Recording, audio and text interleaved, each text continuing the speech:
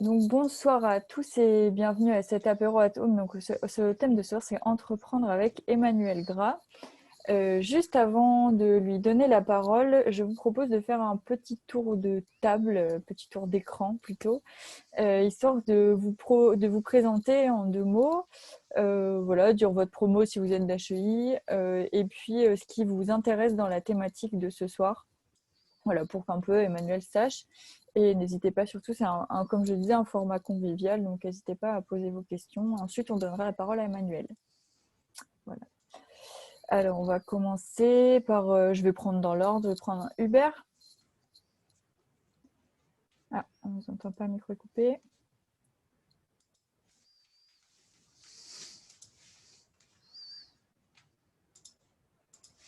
Hop. Je vais demander la réactivation du micro. Oui, oui, oui. Ah voilà, parfait. C'est à moi que vous adressiez, d'accord, j'ai pas mal compris. Bonjour, donc Hubert Biérot, je suis sorti d'HEI en 76. Je suis sorti d'HEI en 76, donc j'ai vaillamment une carrière de plus de 40 ans au CEA. Et donc maintenant, je suis retraité. Donc entreprendre à mon âge, c'est plus de la curiosité que, que d'être dans 35-40 ans vouloir entreprendre quelque chose d'autre. Voilà. Ok, parfait. Bah, merci beaucoup. Ensuite, j'ai Andy. Andy, je sais pas comment. N'importe. Du coup, Andy Cazot, moi j'ai terminé les cours à HUI l'année dernière, donc il faut que j'envoie mon rapport de stage pour être diplômé. Et depuis, je suis chargé de mission dans un incubateur entreprise innovante en Corse. Voilà. Ok, super. Et qu'est-ce qui t'a intéressé du coup dans la thématique de ce Ah, soir? dès que ça touche un peu à l'entrepreneuriat, je regarde, ça m'intéresse et c'est le fait d'échanger un peu avec tout le monde, ça va être sympa. Ok, super. Bah, merci beaucoup. Ensuite, du coup, Christophe. Christophe Guillerme, promo 96, donc je suis le président du réseau, bénévolement. Ce qui m'intéresse, c'est de voir l'entrepreneuriat à tout âge, et puis le projet d'Emmanuel qu'on suit depuis le début, et qui est sympa, qui est original, et qui marche. Et puis un bon storytelling, ça fait plaisir, c'est sympa. Ok, merci Christophe. Ensuite, Maxime. Oui, Maxime, promo 2013, même promo qu'Emmanuel. Ce qui m'a intéressé de comprendre, c'était le cheminement d'Emmanuel depuis la sortie de l'école et puis tout le parcours en France pour pouvoir créer une entreprise. Ok, super. Mais merci. Ensuite, Alex. Et donc, Alex Santerne, promo 2023. Et moi, ce qui m'intéresse dans l'entrepreneuriat, c'est plus dans sa globalité, comprendre un peu les tenants et les aboutissants de chaque projet pour potentiellement après me lancer aussi moi. Ok, Voilà. parfait. Merci Alex. Ensuite, j'ai Marvin. Ouais, bonjour, donc moi c'est Marvin, je suis à HEI Campus Centre à Châteauroux, en H4, la 4e année. Donc je suis en apprentissage en même temps chez ACO à Beauvais. Et je suis venu ici un petit peu pour découvrir aussi par curiosité. Ok, super, merci. Ensuite, Laurine. Bonsoir, donc je suis Laurine en première année à HEI et je suis venue essentiellement par curiosité. Ok, super, merci Laurine. Et ensuite, j'ai Adrien, je pense, Iliopoulos. Est-ce que tu peux te présenter du coup en 2 mots et nous dire ce qui t'intéresse dans le sujet de ce soir? Je sais pas si on m'entend. Oui, bonjour. Oui, bonjour. J'espère que vous m'entendez. Oui, très bien. Je connais un petit peu Emmanuel, on a eu le même parcours, on a fait un stage au même endroit. Moi, je suis promo 2015. Mais comme on a eu un peu le même parcours et que moi aussi, je suis toujours intéressé par l'entrepreneuriat, même si je ne me suis jamais lancé, je suis curieux de voir comment tu as pu te lancer dans cette aventure et est-ce que quelqu'un t'a aidé ou tu en es sorti seul? Ok, Merci. super, merci beaucoup. Et ensuite, bienvenue Yves, on était en train de faire justement un petit tour de table de présentation et ce qui vous intéresse dans le sujet de ce soir. Donc voilà, c'est ton tour. Eh bien, écoute, merci. Moi, ce qui m'intéresse dans le sujet de ce soir, c'est que je suis en train de commencer à créer une start-up dans le domaine du dessalement d'eau de mer, puisque, pour faire simple, vous n'êtes pas sans savoir qu'il y a un problème d'eau dans le monde et à terme, il y a un quart de l'humanité qui va être concernée. Et ces gens-là habitent en grande majorité au bord de l'eau, de mer ou de l'océan. Donc, la solution évidente, c'est le dessalement. Le problème, si vous tapez inconvénient du dessalement aujourd'hui, vous verrez que le principal inconvénient, c'est qu'on prend 3 litres d'eau dans la mer et qu'on rejette, on récupère 1 litre d'eau propre et le sel qui est dans le litre d'eau propre, on le rejette dans les 2 litres qui retournent à la mer. C'est de la saumure, c'est de l'eau hyper salée. Et moi, j'ai eu la chance de trouver un procédé breveté par EDF qui évite cela. Voilà, je m'excuse, j'étais un tout petit peu long. Non, il n'y a pas de… Donc, et puis maintenant, EDF me dit, c'est bien ton truc, mais nous, finalement, on est plus producteur d'électricité que producteur d'eau dessalée, donc ça serait bien que tu t'en débrouilles tout seul. Ok, parfait. Mais merci Yves. Il y a Julien qui vient de nous rejoindre. Donc bienvenue Julien. On était en train de finir le tour de table pour se présenter et dire un peu ce qui nous intéresse dans le sujet de ce soir. Donc voilà, c'est à ton tour. Je te laisse la parole si tu nous entends.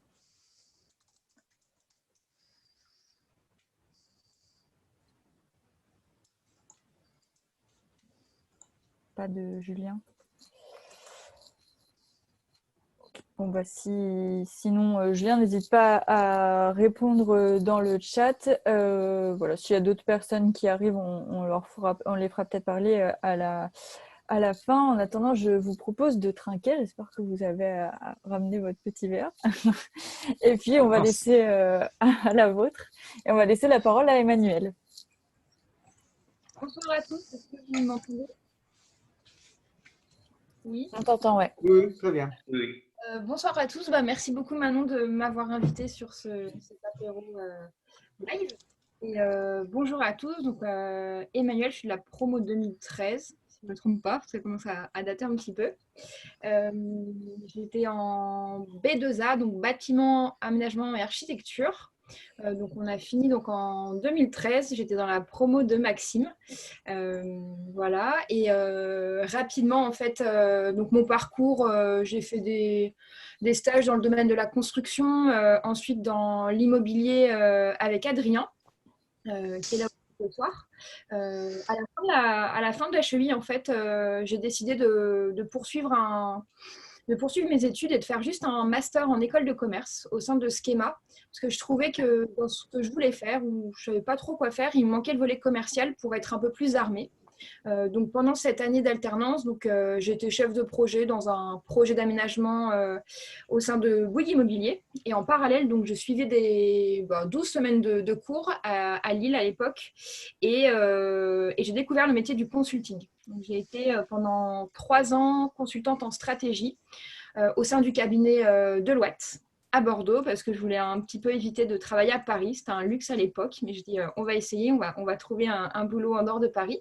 Donc j'ai eu cette opportunité-là et j'ai travaillé donc pendant 3 ans au sein de Deloitte. Voilà, on était sur des projets de RP, de transformation digitale, et c'était essentiellement des missions de stratégie. On accompagnait les entreprises dans pas mal de choses. Ils fusionnaient différents logiciels, il fallait tout harmoniser. Donc, c'était à la fois de la gestion de projet, de la conduite du changement.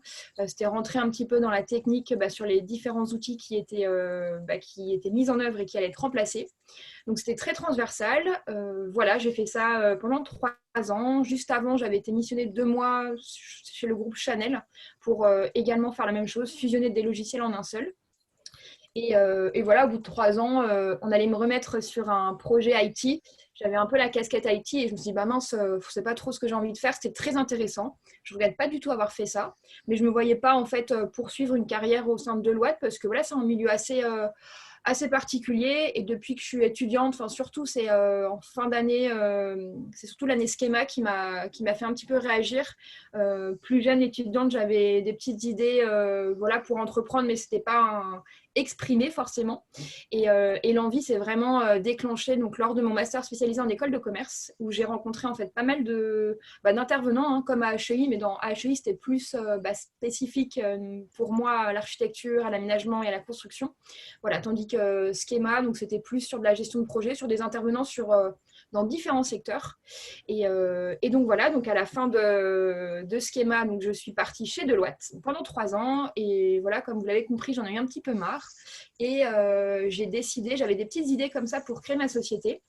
Donc à l'époque, j'avais déposé ma démission parce que j'en avais un petit peu marre, tout simplement de Deloitte.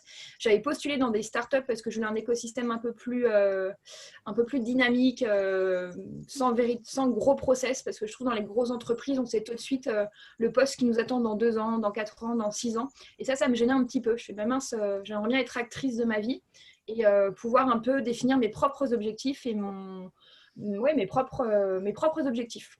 Et du coup, donc voilà, donc j'ai déposé ma démission. J'étais prise dans plusieurs startups, donc toujours dans l'immobilier et une autre pas du tout dans l'immobilier.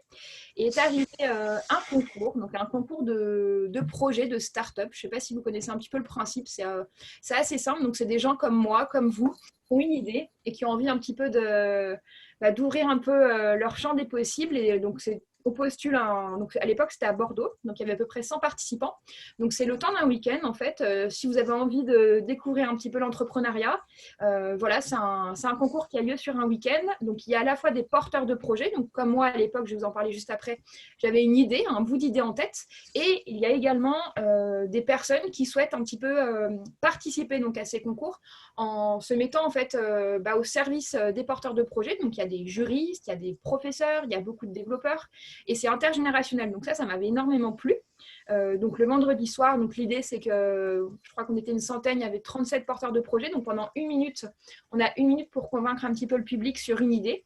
Donc à l'époque, moi mon thème, forcément c'était l'enfance. Je trouvais que les enfants étaient trop scotchés dans les écrans. Et j'ai trouvé un petit peu un culte, et donc je suis partie de ce postulat-là. Et donc après, on a eu de la chance aussi parce que dans le public, il y avait pas mal de profs. Donc voilà, donc ils ont retenu les 10 premiers projets qui avaient reçu le plus de votes. Et il s'est trouvé que Dipongo est arrivé en première position. Et l'idée, en fait, une fois que les 10 projets sont sélectionnés, donc ceux qui ont eu le plus de votes, en fait, on constitue des équipes. On constitue des équipes tout simplement. Et donc des personnes sont venues à moi. Et en fait, l'idée, c'est vraiment de construire un bout de boîte avec un business model. Si on a un prototype, c'est très bien. Si on a un plan d'action aussi, c'est chouette. Et donc, en fait, avec une équipe de 10 personnes, on travaille donc, tout le week-end, même la nuit. C'était vraiment un chouette week-end que je pense que c'est un des meilleurs week-ends de ma vie. Le dimanche soir a lieu vraiment le pitch des finalistes, donc des 10 projets. Donc à l'époque, il y avait des projets complètement différents. Il y en avait sur la crypto-monnaie à l'époque, il y en avait sur l'économie circulaire, il y en avait dans l'immobilier. Il y avait pas mal de choses et il s'est trouvé, voilà, donc il y avait un jury qui était, ça reste toujours subjectif, un concours, mais il y avait par exemple le fondateur de Cdiscount, qui avait des incubateurs, je ne sais pas si ça vous parle, des accélérateurs, c'est des organismes qui… Non, voilà, c'est une conférence. Voilà, ce sont des organismes qui aident les sociétés à se lancer. Donc voilà, il y avait quand même un beau jury et il s'est trouvé qu'on a gagné. C'était en pleine période où je devais donner des réponses pour savoir est-ce que j'accompagnais une start-up ou est-ce que je crée ma société. Et je me suis dit, attends, avec le système français, tu as 2 ans quand même pour tout donner, pour mettre à bien ton entreprise. Donc, je me suis mise au chômage. Je me souviens, j'ai dit au recruteur, écoute, moi, en fait, j'ai envie de me mettre à ta place dirigeante d'entreprise. J'ai une idée, j'ai envie d'y aller. J'étais peut-être un petit peu naïve à l'époque, mais je pense qu'il ne faut pas trop réfléchir quand on a envie d'entreprendre. Et donc, voilà, donc le montage de projet a commencé en été 2017. Donc, comment ça se passe le montage d'un projet? Moi, je sais que j'ai pas, à l'époque, même encore maintenant, j'ai pas trop confiance en moi et j'ai essayé de m'entourer vraiment des bonnes personnes pour voir s'il y avait vraiment, si le projet était viable. Donc, très rapidement, lors du Startup Weekend, j'avais rencontré pas mal de gens qui ont des compétences complètement différentes. Donc, j'ai créé un bout d'application avec un étudiant. Et très rapidement, j'ai rencontré mon associé, mais je viens d'oublier que j'ai oublié de vous parler de Dipongo. Donc, qu'est-ce qu'on fait? Donc, tout simplement, en fait, on essaye de décrocher les enfants des écrans. Et pour ça, en fait, on est parti du constat qu'on ne cherche pas forcément à éloigner les enfants des écrans parce qu'aujourd'hui, le numérique, il est omniprésent. Il est là, donc on essaye tout simplement, en fait, de les éveiller parce que c'est prouvé que le temps passé devant les écrans, ça altère considérablement la capacité d'imagination de l'enfant et sa créativité. Et avec mon associé, donc, on a voulu montrer que c'était possible, en fait, avec un usage modéré, différent et pour nous intelligent des écrans, d'éveiller les enfants et d'éveiller leur créativité. Donc pendant le montage de projet, voilà, moi je suis pas issue du tout, vous l'avez vu, du domaine éducatif, je suis pas prof, j'ai juste passé le BAFA, j'ai été scout et guide de France, j'aime beaucoup les enfants, j'ai babysitter et tout, j'en passe, mais on n'avait pas le background dans l'équipe, en tout cas au sein des deux, avec les deux associés, on n'était pas du tout dans le secteur de l'enfance. Donc en fait très rapidement, avec ce bout d'idée et ce bout d'application, je suis partie en fait un petit peu, au début c'était mon réseau personnel, de rencontrer des personnes. Donc on a rencontré un chercheur en neurosciences, on a rencontré le chercheur en créativité Todd Lubar qui nous a beaucoup aidé et qui continue à nous aider. On a rencontré des sophrologues, des professeurs pour voir s'il y avait vraiment un besoin. Et il s'est trouvé que ce réseau-là nous a permis de constituer les premières histoires, parce que Dipongo, c'est une application d'histoire. Je vais vous faire une petite démo juste après pour que vous... Je vais peut-être la faire maintenant, comme ça va mieux vous parler. Je vais partager mon écran. Alors, partager l'écran. N'hésitez pas, si au fil vous avez des questions, parce que je risque de partir dans tous les sens. Alors, attendez. Est-ce que vous voyez mon écran? Oui, c'est bon. Voilà, donc je passe le début. L'élément déclencheur, c'est que on trouve que les enfants sont trop scotchés dans les écrans et on aime beaucoup montrer cette étude qui date, qui a plus de 20 ans. Souvent on pose la question suivante, c'est à quel âge vous pensez que ces dessins ont été réalisés? Et en fait, on pourrait croire, au-dessus c'est 3 ans, en dessous c'est 6-7 ans. Pas du tout, en fait, il n'est pas question d'âge, mais de temps passé devant les écrans. Et encore plus aujourd'hui, en fait, avec un comportement passif. En moyenne, je crois que ce sont des enfants, en fait, c'est un échantillon d'enfants qui ont entre 5 et 6 ans, mais qui passent des durées différentes devant les écrans. On peut voir qu'au-dessus, ils passent plus de 3 heures par jour, avec un comportement passif, c'est important de le dire. Et en dessous, ils ont entre 5 et 6 ans. Donc je pense que on n'a pas besoin de vous le démontrer, et puis il y a plein d'autres études, et on ne va pas parler de ça ce soir, que le temps passé devant les écrans avec un comportement assez passif, ça vient abîmer la créativité des enfants. Et or, la créativité, lors du montage de projet, j'avais été questionnée un peu. On a fait une étude de marché parce que c'est important avant d'entreprendre. On avait été posé la question suivante. Pour vous, quelle compétence comportementale est essentielle pour les enfants pour affronter le monde de demain? Et donc, on avait posé ça à peu près 5000 personnes. Donc, c'était à la fois des parents, des entreprises et des professeurs. Et il s'est trouvé que la créativité était la soft skill la plus demandée, donc en deuxième position. Même vous, je ne sais pas dans vos entreprises, mais souvent, moi, on me demandait dans le bilan de compétences d'être créative. La créativité, elle ne sera jamais remplacée par les machines. Nous, chez Dipongo, on mise sur l'homme avec un grand H et sur son aptitude à pouvoir s'adapter, en fait. Parce que les machines seront là, elles seront de plus en plus là. Mais la créativité, en fait, c'est vraiment pour nous l'ADN de Dipongo. Et pour nous, un enfant créatif, ça deviendra un adulte qui sera engagé dans sa vie, qui sera accompli et forcément qui aura confiance en lui. Donc voilà un petit peu l'idée. Je vais vous montrer la démonstration. Donc avec Dipongo, on fait rêver autour d'un imaginaire parce qu'on est des grands enfants avec mon associé et maintenant toute mon équipe. Donc quelles sont nos valeurs? Forcément la créativité, j'en ai beaucoup parlé. On veut éveiller les enfants. On veut également montrer qu'avec un écran, on peut partager des moments ensemble de convivialité et le côté digital que je vais juste vous montrer juste après. Voilà, j'espère que ça va marcher la vidéo. Donc le principe, il est très simple. En fait, Dipongo, c'est une application sur tablette et sur téléphone, sur ordinateur. Donc les enfants vont faire la rencontre d'Edgar, un petit renard, qui marche assez bien. On va rentrer dans une histoire. Donc c'est une histoire qui peut être soit lue, soit écoutée. On a aussi l'anglais qui va arriver bientôt. C'est très important parce qu'on a fait des salons à l'étranger, je vous en parlerai après. Donc voilà, on fait la rencontre d'Edgar, le petit renard, et vous allez voir, donc il y a des moments où on va interagir avec la reconnaissance vocale pour que l'histoire soit un petit peu personnalisée. Et là, ça a été un petit peu vite. Hop, je ne sais pas si on voit, mais voilà, Edgar, à un moment donné, va rencontrer des problèmes. Et ici, hop, je ne sais pas si on voit, voilà, il veut jouer avec les oiseaux qui sont juste ici, mais il y a un ravin, voilà, il y a un gros gap qui le sépare des oiseaux, et il va demander de l'aide à l'enfant de manière très libre. On a un petit tutoriel qui pousse l'enfant à quitter l'écran. Et donc, l'enfant va quitter l'écran et imaginer une solution dans la vraie vie avec son environnement réel. Ça, c'est hyper important parce que les enfants, ils ont souvent des œillères quand ils sont sur les écrans. Et nous, voilà, on les amène à revenir dans leur environnement réel. Depuis le confinement, on a proposé une offre d'abonnement. Donc là, c'est un petit carnet voilà, pour aider les enfants à trouver des idées pour Edgar. Une fois que l'enfant a réalisé sa solution, il la prend en photo via l'application, il l'envoie et l'histoire va continuer grâce à la solution de l'enfant et surtout en fonction de la solution de l'enfant. Imaginons si l'enfant il avait fait un pont, et ben on aurait vu Edgar marcher sur le pont. Donc voilà l'idée. On essaye de faire rêver les enfants à travers ce concept d'histoire. Donc voilà, donc, hop, excusez-moi, j'enlève le partage. Donc voilà l'idée. Donc l'idée, elle avait été à 90% établie lors du fameux concours. Et donc voilà, donc, après, j'ai été un petit peu plus loin. J'ai rencontré mon associé très rapidement. Voilà, arrêtez de partager, excuse-moi. Hop, voilà. J'ai rencontré mon associé très rapidement parce que vous l'avez vu, Dipongo, ce sont des histoires. Donc je l'ai rencontré 3-4 mois après le montage de projet. On a testé l'application. Donc au début, c'était un bout d'application très moche. On hésitait à le faire tester. On a pu le faire tester donc, dans des écoles de l'éducation nationale. Donc ça, c'est vraiment, je pense que quand on entreprend, il faut aller au culot, il faut contacter sur LinkedIn.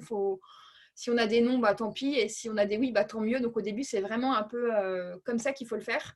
On a également proposé donc, de tester notre application au sein d'un musée à Bordeaux, qui est assez emblématique. C'est un musée où l'expérimentation elle est vraiment mise au centre du dispositif. Donc, on avait pu tous les mercredis des vacances d'été de 2017 faire tester les enfants. Donc, au bout d'un été, on avait eu plus de 1000 enfants qui avaient testé l'application. Et ça a permis de passer une deuxième étape en nous disant, bah, OK, il y a un vrai besoin. Et ça nous avait permis aussi de faire une étude de marché un peu itérative avec les parents, avec tous ceux qu'on a rencontrés, à savoir est-ce qu'ils étaient prêts à payer quelque chose pour ce concept-là. Donc voilà un petit peu tout le montage de projet, parce que là, souvent, on a tendance à négliger, je trouve, le montage de projet. Moi, j'ai mes proches au début, ils me disaient, mais quand est-ce que tu lances Dipongo? C'est qu'un site, c'est qu'une histoire. En fait, derrière, il y a pas mal de chantiers pour passer d'un projet à une société. Mais ça, quand notre entourage n'est pas forcément dans le milieu, ils ne comprennent pas trop. Donc voilà, il y a plein d'aspects juridiques, il y a des aspects, et j'en passe. Donc le montage de projet, il a duré de juin-juillet à décembre 2017. Et on a commencé officiellement à créer la société avec une immatriculation en janvier 2018 parce qu'il faut le faire le plus tard possible. Et je me souviens quand on avait testé au sein du musée à Bordeaux, on nous demandait un numéro de SIRET et j'ai demandé est-ce que je peux vous donner le numéro de ma mère parce que voilà, je veux pousser le plus possible voilà, cette date d'immatriculation et elle se trouvait qu'elle était architecte et ils s'en fichaient, c'était juste pour avoir un numéro. Donc ça, je vous conseille vraiment d'être bien sûr avant de vous immatriculer parce qu'après, il y a d'autres soucis qui arrivent. Donc voilà, et donc là, on arrive en janvier 2018. Donc nous, notre vision, donc avec Marion, donc Marion c'est mon associée et elle est directrice artistique. Donc on s'est rencontrés, en fait elle était freelance et elle crée des illustrations, elle crée des logos, l'identité visuelle, des sites pour des clients. Et très rapidement, donc le courant est super bien passé. Au début j'étais sa cliente et au bout de quelques mois, on n'osait pas se demander pour s'associer en fait et voilà, ça s'est fait très naturellement. À l'époque, elle allait avoir un petit bébé, donc elle n'était pas à 100% sur le projet, elle était à peu près à 30%. Et très rapidement, en fait, elle est passée à 100% au bout de 6 mois parce que le projet a pris de l'ampleur et est passé en société. Donc voilà, donc on a fait des recherches de financement parce qu'au début, c'est hyper important. On a été accompagné par la région de Nouvelle-Aquitaine au début. C'était une petite subvention pour nous permettre de passer à l'action, enfin à l'étape suivante sur l'application. Donc en 2018, voilà, on avait des développeurs externes, hein, c'était des freelances parce qu'on n'était pas en capacité d'embaucher parce qu'on ne faisait pas de chiffre d'affaires. Voilà, ils nous ont conçu une première application qu'on est venu très rapidement montrer sur des salons comme Viva Technologie, parce qu'on s'était dit, bon ok, on n'a toujours pas d'application pour les particuliers, mais on pourrait peut-être aller montrer ça dans des salons B2B comme Viva Technologie, comme il y a pas mal de grands groupes qui font des appels à projets pour présenter des startups sur leur stand, et je pense que c'est aussi pour un peu redorer leur image, comme Orange, Accor Hotel, il y en a plein. Je ne sais pas d'ailleurs si vous avez déjà été sur un salon comme Vivatech, mais je vous invite à y aller, c'est génial. Moi, j'adore aller sur ce type de salon. Et cette année-là, donc en 2018, on avait été bien sûr conseillé par un incubateur et un accélérateur. Ils nous avaient aidé à positionner les différents appels à projets où on pouvait candidater. Et il s'est trouvé qu'il y avait un appel à projet au sein d'Accor Hotel qui était de comment rendre ludique un petit peu des espaces comme les hôtels qui ne sont pas forcément propices pour l'enfant. Et on s'était dit, tiens, on va tester, on va proposer notre application. On a été sélectionnés. Et ce qui nous a permis d'être sélectionnés, c'est que vous avez le stand, vous avez Vivatech gratuit. Ça, c'est pas négligeable quand on monte sa boîte. Et donc, il y avait à peu près une candidature. Il y avait 400 candidatures. On ne pensait pas du tout être prise. Et en fait, on a été prise et on a gagné. Et ça nous a permis de rentrer en négociation commerciale plus rapidement avec le groupe Accor et notamment Ibistil. Donc voilà, donc on a rencontré un peu nos premiers clients. On ne pensait pas du tout faire ça au début. On avait plutôt une vision famille. Mais voilà, le coût d'acquisition, on va dire, sur Internet d'une famille, d'un particulier, c'est très, très cher et ça nécessite souvent une levée de fonds pour faire ça. Et à l'époque, voilà, on ne pouvait pas faire ça. Et on s'est dit, tiens, si on peut faire du chiffre en attendant avec le B2B, donc dans le secteur du tourisme. Donc, on a eu comme client Accor Hotel.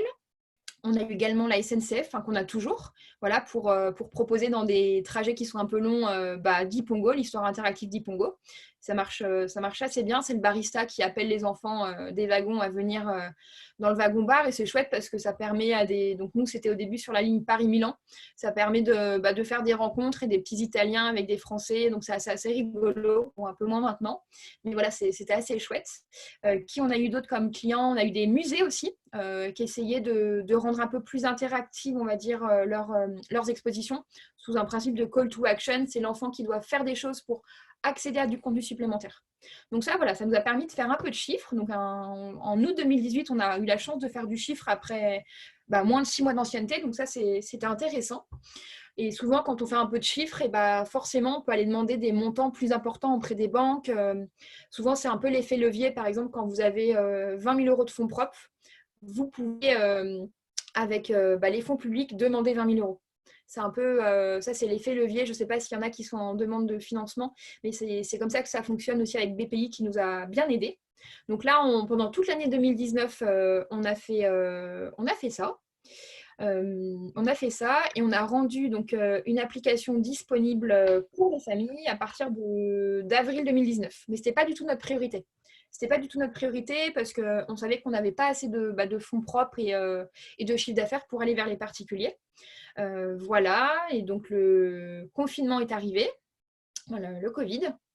Et il s'est trouvé que, comme beaucoup de contrats ont été gelés, nous, on était dans le secteur du tourisme. On venait de faire une petite levée de fonds pour recruter des gens qui allaient nous aider à faire plus de chiffre d'affaires dans le secteur B2B, donc dans le secteur du tourisme pour nous. Bien sûr, on avait quelques contrats dans des écoles, mais les écoles, elles n'ont pas d'argent. On avait des écoles à l'étranger où là, c'était un peu plus intéressant. Mais voilà, puis travailler avec l'éducation nationale, c'est pas évident. On va dire qu'on n'a pas le même planning et la même capacité la vitesse, on va dire, d'exécution, parce que je pense que quand on a une idée, en fait, ce qui est très important, c'est moi, je vous conseille de vous associer à quelqu'un parce que voilà, on a un super bon duo avec Marion et on a eu la chance de se rencontrer.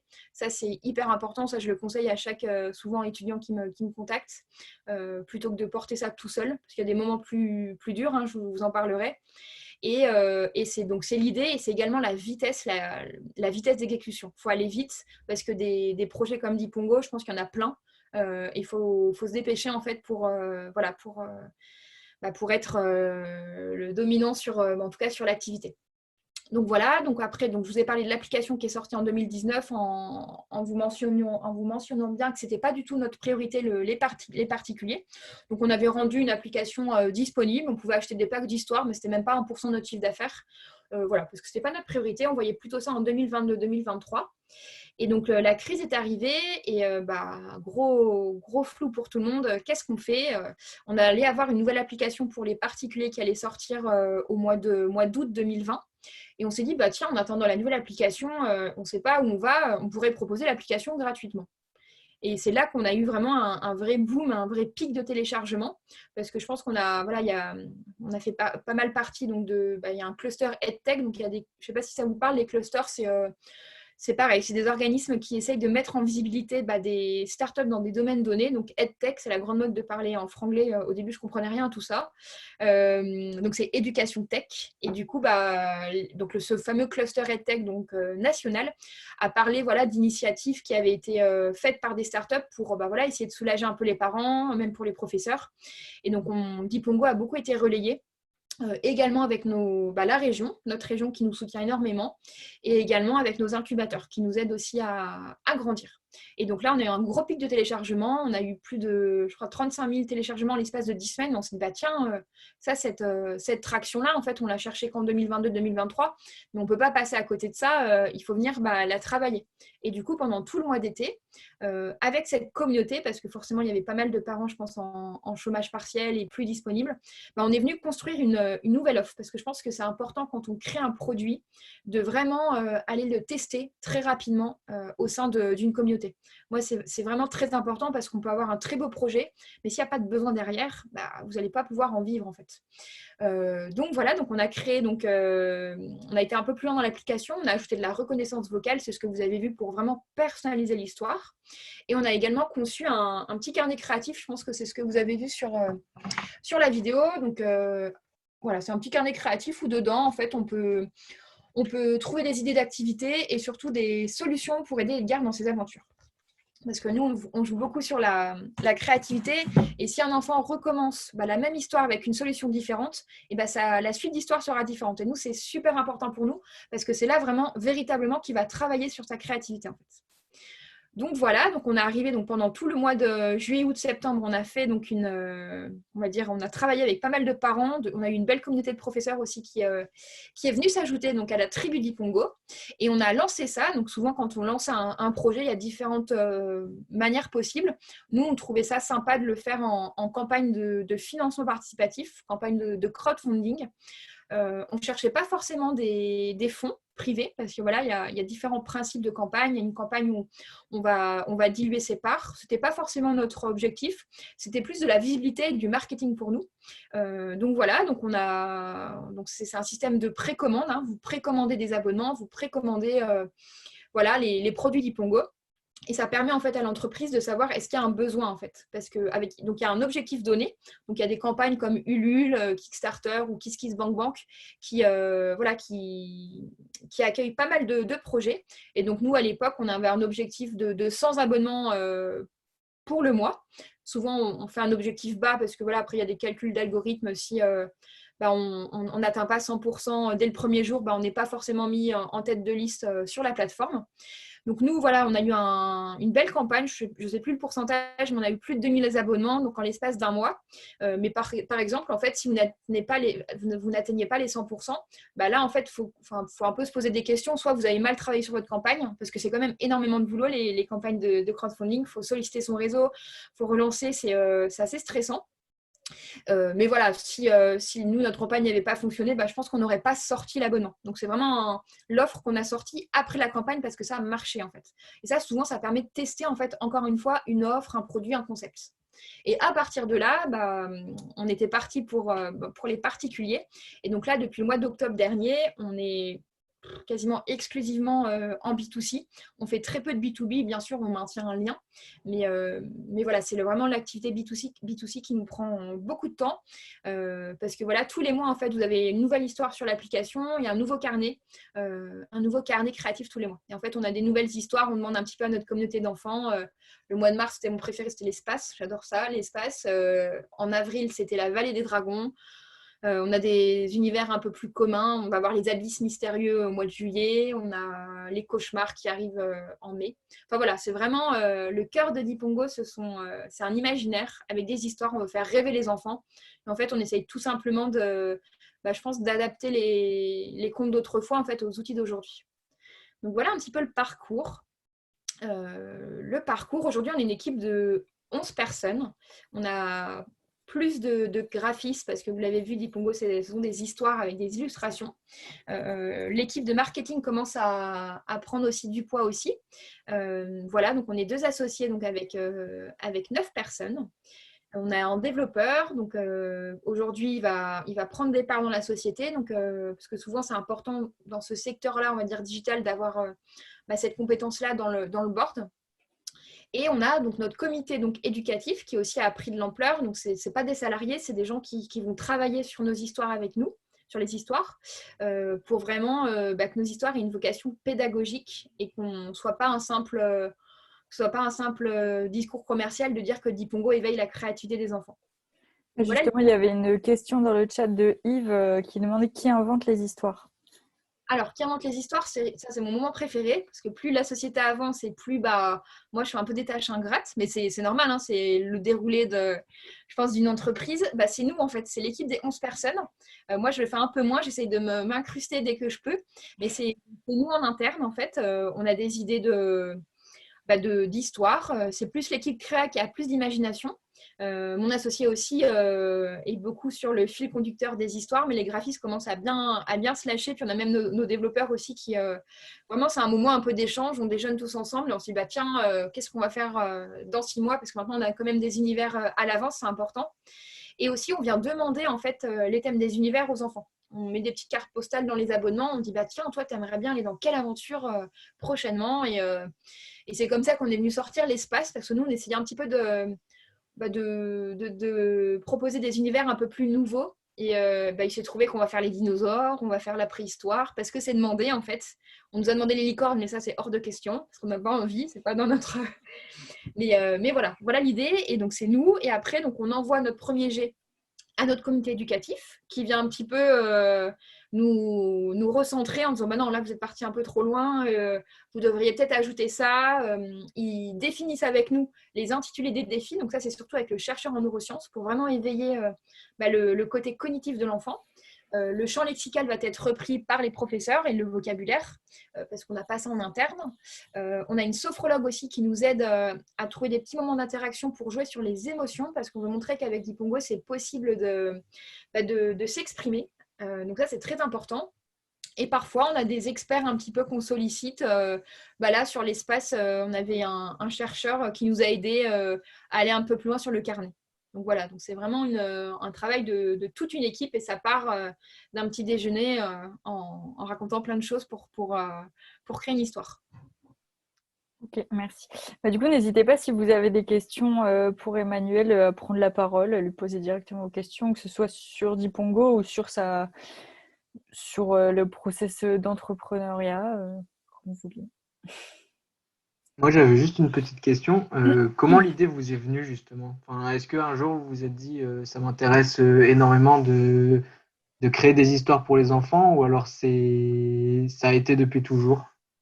Non, je pense que j'avais de l'imagination. J'ai 3 frères et sœurs. Je suis deuxième d'une fratrie. J'aime beaucoup les enfants parce que j'avais passé le BAFA. Dans les jobs étudiants, moi, c'était plus auprès des enfants, donc j'aimais beaucoup les enfants. Mais en étant babysitter et étudiante, en fait, j'ai vu un petit peu le comportement des enfants qui changeait en fait avec les écrans. Et je me suis dit, mince, avant, on était débrouillards. Une simple chose nous suffisait, un bout de bois, puis on inventait plein de choses. Aujourd'hui, je trouve qu'avec les écrans, les enfants, ils sont beaucoup plus assistés. Et ils ont moins d'imagination parce que tout leur est donné. Tout leur est donné sur un plateau. Et je trouve ça dommage. Et donc ça a un petit peu mûri pendant que j'ai été étudiante. Mais véritablement, le principe vraiment de l'application, ça a été fait avec toute l'équipe du fameux concours. Et d'ailleurs, j'avais demandé à la fin du concours à 2 personnes s'ils étaient motivés pour continuer avec moi. Il s'est trouvé qu'ils avaient une autre idée. D'ailleurs, ils ont créé une belle société aussi. Et je suis très contente de ça. Donc voilà, mais vraiment le principe de l'histoire, on sort de l'histoire pour créer dans la vraie vie. Ça a été fait lors du concours. Moi, j'avais le thème en tête. Je voulais qu'on crée quelque chose pour proposer un autre usage du numérique. J'ai proposé des histoires. Mais alors, le principe, ça a été avec toute mon équipe lors du concours. Ok, super, merci. Il y a Yves qui levait la main aussi. Oui, je voulais savoir, tu as dit qu'il y avait eu des moments difficiles. Qu'est-ce qui a été le plus difficile? Je crois que le premier moment, c'est qu'on avait encore 1 mois de trésorerie véritablement sur le compte et que mon associé son chômage allait s'arrêter. Et on s'est dit, mais qu'est-ce qu'on fait? Parce qu'elle avait un enfant. Moi, j'étais encore au chômage. Et à 2 mois près, on a eu un prêt d'honneur. On a eu un prêt d'honneur qui nous a permis de continuer. Donc ça, on a eu vraiment un gros pic de trésorerie vraiment en se posant des questions, en disant mais qu'est-ce qu'on fait en fait? Parce que là, Marion, il faut la payer. Donc Marion, on a commencé à la payer assez rapidement. Parce que non, elle était plus au chômage, pardon, elle était en freelance, mais elle avait trop de temps en fait consacré, enfin trop de temps à l'entreprise, donc elle ne pouvait plus travailler comme elle voulait. Et puis on s'aperçoit aussi que quand on est associé et qu'on ne travaille pas à temps plein sur un projet, moi c'était compliqué. Donc on s'est dit, soit tu viens intégralement avec Dipongo, ou soit on arrête. Donc voilà, 1 mois après, ça a été très très dur, parce que c'est hyper stressant, parce que la trésorerie, c'est quand même le nerf de la guerre dans une jeune société. Et on va dire le deuxième coup dur, ça a été pendant le confinement, parce qu'on venait de faire une petite levée de fonds pour croître notre chiffre d'affaires au sein du domaine du tourisme. Il s'est trouvé que ça a complètement été gelé. On avait quand même une équipe de 7 personnes à l'époque. De devoir les manager en fait à distance, chacun confiné, c'était assez compliqué. On a essayé un petit peu de réadapter les postes de chacun. Par exemple, on avait recruté un manager commercial en janvier 2020 qui était destiné à faire de la prospection en B2B. Donc là, gros souci. On a essayé d'adapter un petit peu son poste, à faire plus de marketing. Mais voilà, quand on embauche quelqu'un pour un poste, c'est compliqué de lui demander de faire autre chose. Et donc, il s'est trouvé que sur les 7 personnes, en l'espace de 6 mois, il y a 6 personnes qui sont parties. Donc, les graphistes, c'était de leur propre gré, parce que je pense que forcément, on avait des objectifs plus soutenus et elles n'étaient pas prêtes à ça. Et voilà, elles se sont mises en freelance et je suis très contente pour elles.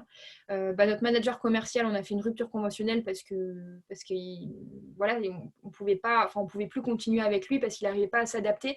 Et aussi, on a quand même changé, je pense, d'entreprise, de modèle en l'espace de 6 mois. Et forcément, ça convient pas forcément à tout le monde et on a dû se séparer aussi, on a demandé à des personnes aussi de partir. Donc ça a été très dur parce qu'on est on aimait beaucoup notre équipe avec Marion, mais des fois c'est dur de prendre la hauteur et de dire qu'est-ce qui est bien pour l'entreprise, parce que des fois on a un peu trop d'empathie. Même moi encore maintenant, c'est Marion des fois qui me dit non, Emmanuel, là il faut penser à la société, pense pas personnellement à la personne. Donc ça a été assez dur. Ça a été assez dur et donc là on a une équipe qui est toute neuve depuis novembre-décembre. Donc, il y a juste notre responsable marketing, une chef de projet, à l'époque transversale, qui gérait différents clients, qui s'est transformée en responsable marketing. Et là, ça fonctionne plutôt bien. Donc, c'est vraiment ça, c'est le côté humain, je trouve, le plus dur dans une entreprise, de devoir concilier. C'est vraiment la partie, nous, c'est un peu notre démon dans la société, mais c'est tellement dur parce que c'est ça qui va alimenter la société et de comprendre les besoins de chacun tout en mettant ça au service de la société, c'est pas évident. Même encore maintenant, puis on n'est pas manager RH, donc on apprend comme tout le monde, on apprend à être chef d'entreprise et ça, c'est pas évident. Donc, il faut faire très attention. Donc, c'est pour ça qu'on fait des points mensuels avec les salariés tous les mois. On essaie vraiment de les écouter au mieux. Mais là, voilà, par exemple, il y a le souci des vacances qui arrive où chacun peut poser ses vacances. Et avec Marion, on est là, bon, qu'est-ce qu'on fait parce qu'on ne va pas fermer la société cet été. Donc, voilà, c'est ces petits soucis-là qui… Bon, ça, c'est pas un sujet très important, les vacances, mais il faut faire attention. Il faut écouter ses salariés tout en gardant sa ligne de conduite et ses valeurs. Et ça, c'est pas tout le temps évident.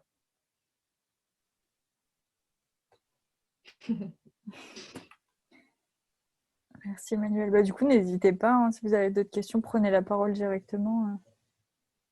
Pas trop galéré à recruter des développeurs ou graphistes, parce que moi je vois avec les startups que je rencontre, c'est un peu la guerre. Je t'entends pas très bien, excuse-moi. Ouais, vous n'avez pas trop galéré à recruter des développeurs pour l'application ou des graphistes?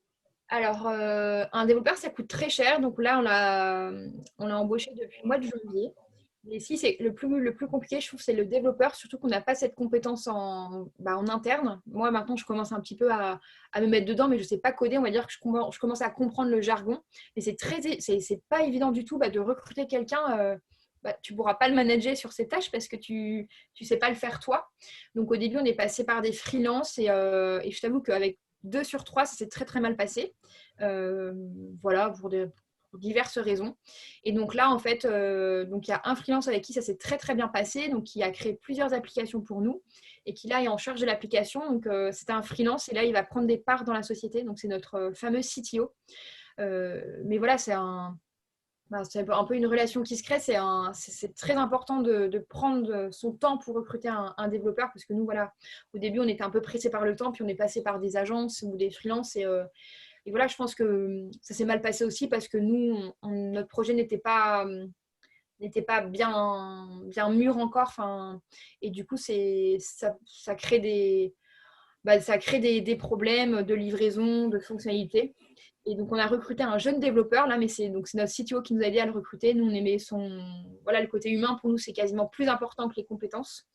Donc, voilà, au niveau de l'équipe de développeurs, et là, on va en réintégrer un, si tout se passe bien, d'ici 2 mois.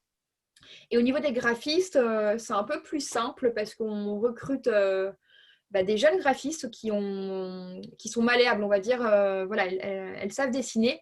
Mais nous, notre inconvénient chez Dipongo, c'est qu'on demande à des graphistes de prendre la patte graphique de Dipongo. Parce qu'on sait que c'est une force aujourd'hui. Voilà, c'est un système de collage-assemblage. Et il y a des graphistes qui ont postulé, qui dessinent super bien, mais ça ne correspond pas en fait à l'identité graphique de Dipongo. Nous, ce qu'on cherche, c'est un peu des caméléons qui savent un petit peu dessiner comme Dipongo. Parce que ça, voilà, on nous a demandé souvent, mais vous ne cherchez pas des graphistes différents pour changer un petit peu l'identité graphique. Et on s'est dit, non, nous, on veut garder vraiment, on veut harmoniser notre identité graphique et c'est important pour nous de demander aux graphistes de se prêter en fait à l'identité visuelle de Dipongo. Donc les graphistes, en plus, ce sont des jeunes graphistes et ça se passe très, très bien. Ouais, ça, c'est sûr que c'est super bien vu d'avoir identifié, créé une identité visuelle qui permet que, si je comprends bien, quand tu es en face d'une histoire d'Ipongo, tu sais que c'est une histoire d'Ipongo et que ce n'est pas Mickey ou autre chose, quoi. C'est ça. Et ça, super bien vu, quoi. Parce qu'également sur des salons, donc l'année d'après, on a été sur le stand de TF1 et ils souhaitaient travailler avec nous, vous savez, sous un système de licence. Ils voulaient mettre par exemple les Schtroumpfs ou j'ai plus les nouveaux dessins animés en tête, Marvella ou enfin bref des dessins animés, et ils voulaient les mettre dans l'application Dipongo avec le même principe que Dipongo. Et nous, ça, au début, on s'est dit, chouette, on va travailler avec TF1, c'est génial. Au début, on est un peu opportuniste quand on crée sa société, on dit oui à tout le monde. Et après, on se creuse les méninges en disant, bon, comment on va faire ça et on a pris un peu de recul avec eux et on s'est dit, non, on est trop jeune, ça va être complètement incohérent de recevoir sur notre application les Schtroumpfs ou encore des dessins animés. Enfin, j'ai plus le Marvelous, je crois que oui, c'est une aventurière. Enfin, bref. Miraculous. Oui, merci. Donc voilà, donc ça, on a pris le choix de ne pas le faire. Parce que Dipongo, c'est à la fois du contenu et c'est un contenant. C'est-à-dire que en fait, c'est un logiciel qui peut recevoir des histoires d'identité graphique complètement différentes. Et ça, voilà, ça a été un peu dur à prendre ce choix-là, mais on l'a fait. Maintenant, on est très contents. Ce que je ne saisis pas au point de vue informatique, c'est, j'ai bien compris, ce n'est pas toujours à peu près les mêmes arborescences qui se retrouvent d'une histoire à l'autre? Si, en fait, c'est la même arborescence. Ça veut dire que vous avez une histoire. On vient rajouter des petits moments d'interaction, donc de reconnaissance vocale. On peut rajouter des petits boutons pour faire apprendre des choses aux enfants. Mais on a quand même le principe qui reste le même sur toutes les histoires, le moment du défi, où l'enfant va quitter l'écran et imaginer une solution dans la vraie vie. Et ensuite, donc la fin de l'histoire reste inchangée. Donc nous, on a des combinaisons différentes en fonction de la réalisation de l'enfant. Donc aujourd'hui, ce n'est pas du tout de l'intelligence artificielle, c'est juste de la reconnaissance vocale. En fait, l'algorithme arrive à reconnaître le mot pont ou le mot avion, comme vous l'avez vu dans la démonstration. Mais on commence à capter pas mal de données qui va nous permettre de commencer à élaborer un moteur en fait, qui puisse nous proposer de lui-même. Tenez, ce mois-ci, je dis n'importe quoi, vous avez le mot papillon qui est ressorti en solution. Vous n'avez pas encore fait de suite d'histoire associée à ce mot papillon. Vous devriez peut-être y penser. Vous voyez, c'est ce genre de choses qu'on est en train de travailler. Mais ça, c'est très, très long. On tend vers de l'intelligence artificielle, mais ce n'est pas du tout notre philosophie. Il faut vraiment que ça vienne au service de Dipongo. Dipongo, c'est plus une innovation d'usage. Vous l'avez vu, l'application, elle reste c'est assez simple. Mais voilà, on ne pousse pas forcément on va dire l'application à améliorer sa technologie pour faire de la technologie. C'est plus pour faire amuser les enfants. Et on s'est aperçu que la reconnaissance vocale, ça plaît beaucoup aux enfants. Et ça permet, il y a un peu l'effet waouh quand l'enfant il voit sa solution intégrée dans l'histoire. Il trouve ça chouette et encore plus quand il change d'histoire. Voilà. Et ce qu'on n'a pas vu dans l'application, c'est que l'enfant il a accès aux solutions des autres enfants qui ont répondu au même défi. Et ça, c'est chouette parce que souvent, allez, à 90% des cas, l'enfant, donc sur le défi de la jungle que je vous ai montré, il va réaliser un pont. Donc c'est très bien, hein, mais quand il voit la galerie des photos, je crois qu'il y a un nuage en coton, on a un pigeon magique, on a plein de choses imaginaires. Et l'enfant, il se dit, mais tiens, en fait, je peux faire plein de choses. Et du coup, en fait, il recommence l'histoire en allant beaucoup plus loin. Et ça, c'est chouette. Donc en fait, je m'excuse de prendre la parole, mais personne ne voulant la prendre. Si l'enfant dit il va proposer une solution qui va être un pont, par exemple, eh bien, le logiciel va être capable de comprendre qu'il a dit un pont. C'est bien ça que j'ai compris.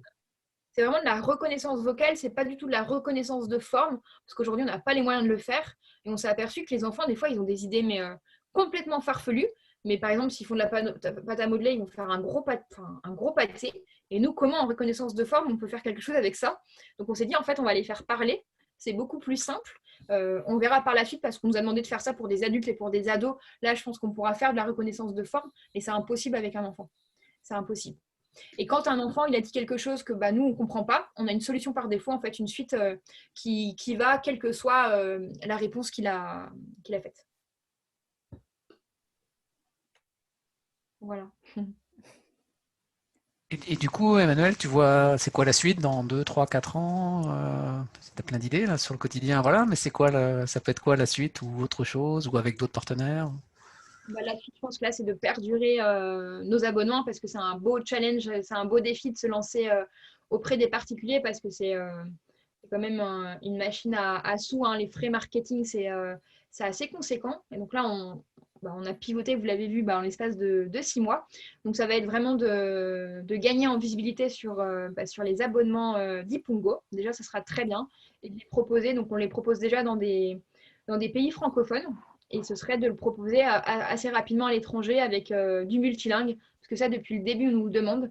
Mais c'est juste que aujourd'hui, on n'a pas la bande passante pour le faire. On n'a pas la bande passante parce qu'on a également intégré de la reconnaissance vocale et ça signifierait de faire un moteur pour chaque langue.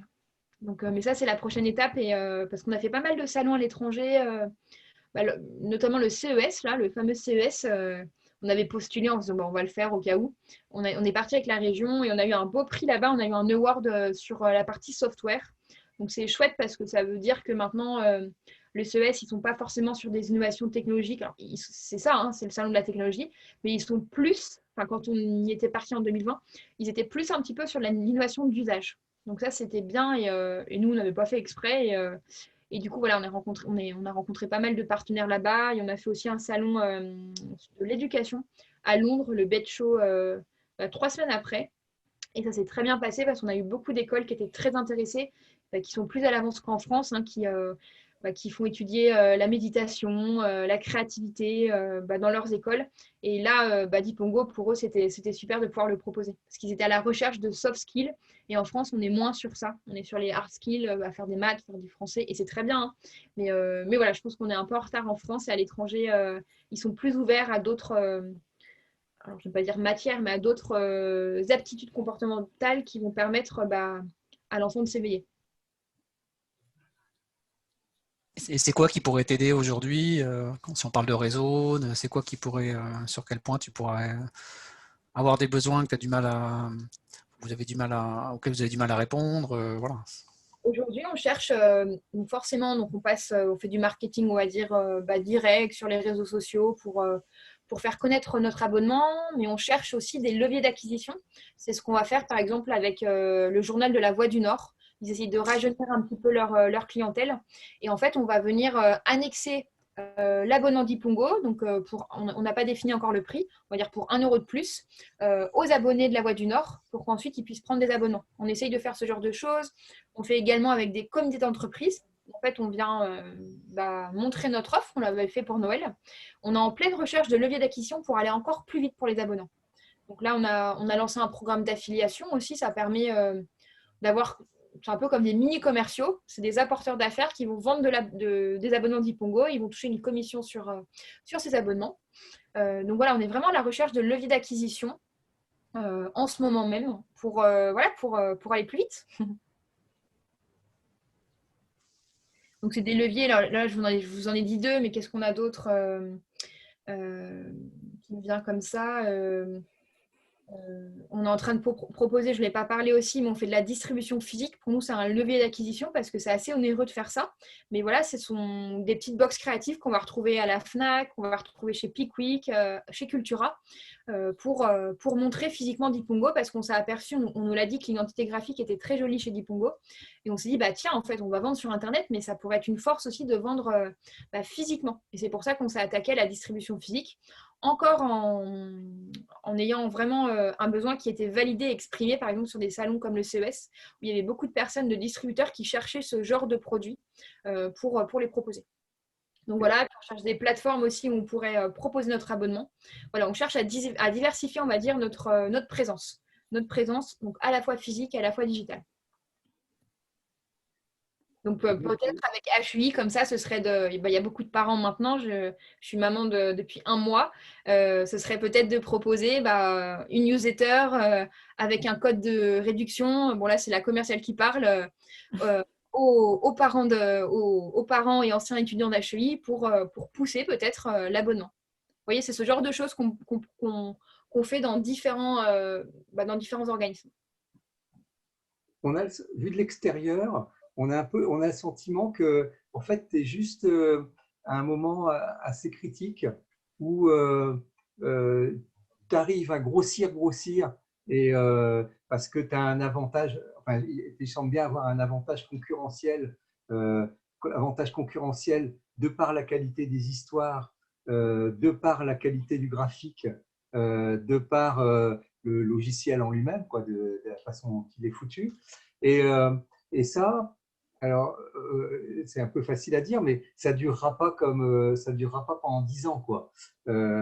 Parce que les autres, ils vont se réveiller aussi, ils vont se mettre à courir, et que en fait, c'est vu de ma fenêtre, ma petite fenêtre qui n'est pas forcément exacte, c'est où tu mets où vous mettez en gros le turbo, mais pas simplement en France, mais vous vous donnez les moyens d'aller évidemment sur le marché anglais en premier, parce que c'est le truc où tout le monde attend, même les Français, ils sont prêts à payer pour que leurs gamins ils apprennent en anglais, où il va y avoir des gens qui vont vous dépasser un peu sur les côtés, quoi. Ça ne veut pas dire que vous allez disparaître, mais là, c'est vraiment le truc où on se dit, où saisissez la balle, peut-être en vous associant avec des gens qui sont capables de vous emmener sur leur avion, ou vous avez un super truc, enfin, vu de ma fenêtre, vraiment super truc. Et maintenant, c'est maintenant que ça se joue pour être justement une licorne, quoi. On en est loin, mais oui, vous avez raison. En fait, souvent, avec notre modèle, en fait, on est amené à refaire une levée de fonds plus importante, et ça sera la fameuse série A dans le jargon des startups. Pour l'instant, on a fait une petite levée de fonds, c'était de l'amorçage, mais forcément, avec là où on veut aller, on va être obligé de passer par une série A avec un fonds d'investissement. Donc, ce ne sont plus des business angels, mais c'est un fonds d'investissement. Parce que là, on commence à avoir de la belle traction, des abonnements, et ça monte tous les mois. Et l'idée, c'est de venir vraiment avec un fonds d'investissement pour aller encore plus vite, parce que ça va générer des sous d'aller plus vite, en fait. Voilà l'idée. Et souvent, quand on fait ça, soit les associés partent, après ça dépend, hein, au bout de 3-4 ans, parce que c'est un peu une usine, il faut aller encore plus vite, et après on va faire une série B, où en fait là ça va plus être 2 millions d'euros, mais ça va être 10 millions d'euros. Et au bout d'un moment, je pense que, alors on verra où on ira, mais souvent en fait forcément le capital est encore plus dilué et on est encore plus surveillé. Là, avec nos business angels, ça se passe très bien parce qu'ils ont totalement confiance en nous et qu'on n'a pas dilué beaucoup la société. Avec un fonds d'investissement, voilà, ils veulent des indicateurs tous les mois. Ils prennent part à la stratégie, tandis que là, la stratégie, c'est exclusivement Marion et moi. Les business angels ne vont pas venir du tout nous embêter. Mais on tend vers ça, et on tend aussi à quitter la société. Je me souviens, une des premières réunions de travail, quand on n'avait pas encore créé la société, on m'avait demandé, OK, votre projet, il n'était même pas lancé, est-ce que vous comptez le vendre ? Vendre mon idée, enfin à l'époque, ça faisait 3 ans, Je sais pourquoi vendre il me fait parce que ça peut aller très vite. Et si vous passez par des levées de fonds, souvent, en fait, les associés, après, vendent à des plus gros la société. Donc, par exemple, là, il y a des entreprises qui commencent à s'intéresser à nous. Mais l'idée, c'est qu'on puisse vendre la société si tout se passe bien. Pour faire autre chose avec Marion, on adore créer des projets, on a plein d'autres idées. Mais pour l'instant, on en est loin. Hein. On en est loin. L'idée, c'est de faire perdurer Dipongo, ce sera déjà super. Mais voilà, on a déjà identifié des entreprises avec qui on travaille qui pourraient éventuellement, si tout se passe bien, racheter l'entreprise. Et l'idéal, ce serait de garder des parts dans la société. Voilà. C'est un peu le modèle pas de toutes les startups, hein, mais après, si on arrive à accroître les abonnements, si on arrive à perdurer, à monter notre chiffre d'affaires sans lever de fonds, on le fera. Hein. Mais souvent, dans ce modèle-là, dans ce modèle économique, le coût d'acquisition d'une personne à aller toucher sur Internet, ça coûte cher. Donc, il faut avoir des moyens derrière pour poursuivre. Je ne sais pas si j'ai répondu à votre question, Yves. Parfait. Et je suis et j'applaudis vraiment. Hein. Bravo. C'est très sympa. En 2-3 ans, bravo la maturité. Ça fait plaisir. Hein. Oui, après, wow. on a l'envie avec Marion, on essaye de s'adapter. Je pense que voilà, ceux qui cherchent à entreprendre, moi je vous dis foncez. Forcément, faites attention à avoir une certaine sécurité financière. Hein. Moi, j'avais le chômage et je m'étais donné 2 ans. C'est bien d'avoir une date butoir en fait, parce que je rencontre pas mal d'étudiants qui travaillent en même temps sur un projet et du coup qui travaillent partiellement. Et moi, j'avais fait ça, c'est vrai que je ne voulais pas raconter, mais pendant Deloitte, à la fin, je m'ennuyais un petit peu et j'avais créé un bout d'idée, un bout de projet avec une collègue. Et elle, donc moi j'étais à 30%, elle était à 100%, puis ça l'a pas fait. Puis c'était pas un projet coup de cœur, c'était plus pour m'occuper à l'époque parce que je trouvais ça génial de créer des bouts de projets. Et ça n'a pas fonctionné parce que moi, je ne croyais pas forcément au projet et que ma collègue, moi, j'étais qu'à 30%. Et voilà, elle demandait beaucoup plus et je ne pouvais pas à l'époque. Mais voilà, d'une sécurité financière et de se lancer, il faut vraiment être agile et s'adapter, je pense. Et ça, on nous l'a bien appris chez HEI de s'adapter. Souvent, on me pose souvent la question, est-ce que ton école d'ingénieur t'a servi? Je dis, les matières, c'est sûr que je ne fais plus de thermodynamique ou de matériaux. Dommage. Quoi qu'on nous l'a demandé avec Nathan, parce qu'on est en train de créer une application avec eux, alors beaucoup plus pour les plus petits, mais d'intégrer des matières en fait dans l'application. On est en train de faire ça avec Nathan, donc ça serait chouette.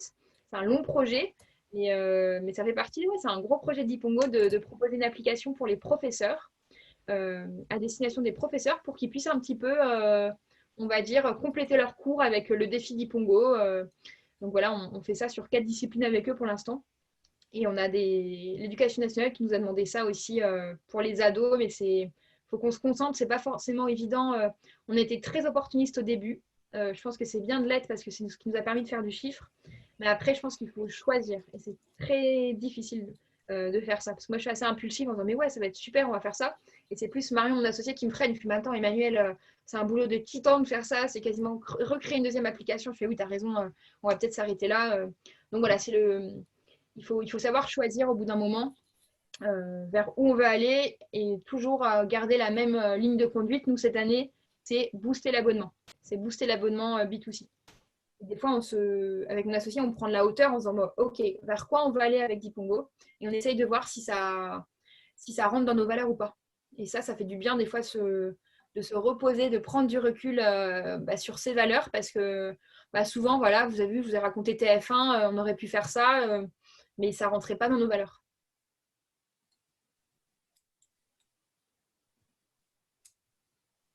Voilà. Oui, je me permets d'insister quand même sur le fait que visiblement pour l'anglais, ça semble assez facile parce que il s'agit que de traduire les histoires, ça c'est pas un vrai problème, et puis d'adapter la reconnaissance vocale pour comprendre les mots en anglais. Et là, tu as un marché, enfin vous avez un marché immense devant vous sans un gros investissement, parce que en fait,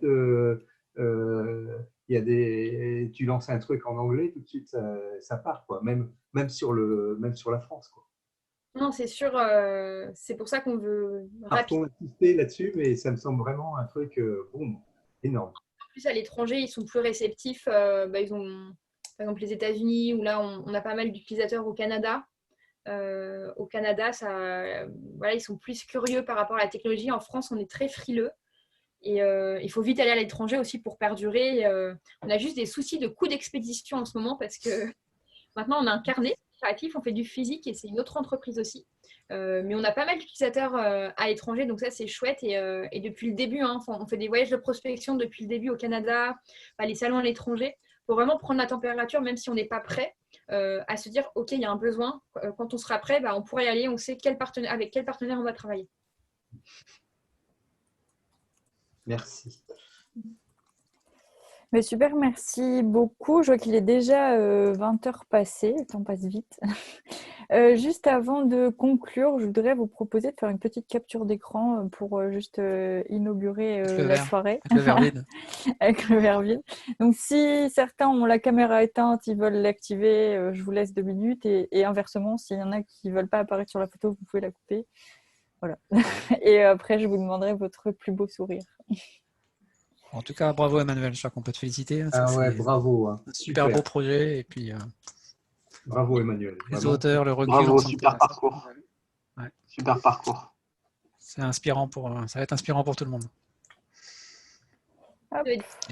Ceux qui se posent des questions, je suis assez disponible. Moi, j'aurais aimé, quand j'étais étudiante, de pouvoir échanger avec des entrepreneurs. J'essaye d'être disponible même sur LinkedIn ou vous m'envoyez un mail si je ne vous réponds pas maintenant, mais ça fera avec plaisir pour vous aider en tout cas.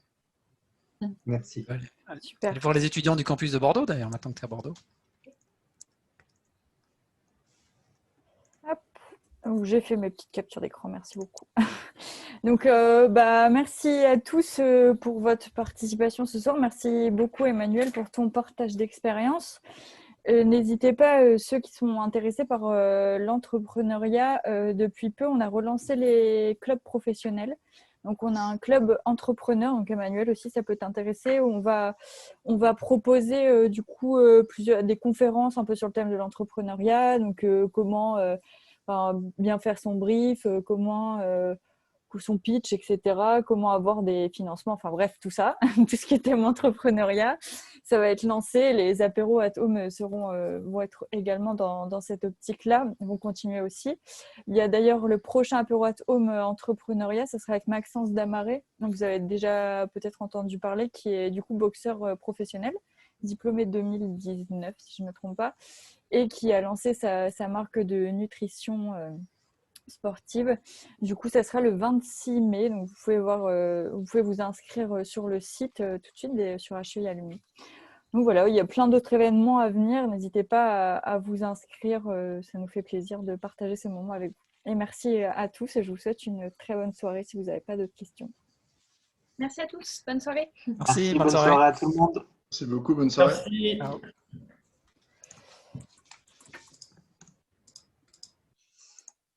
Ouais, Manon? Oui. Ouais, je voulais savoir si tu étais disponible.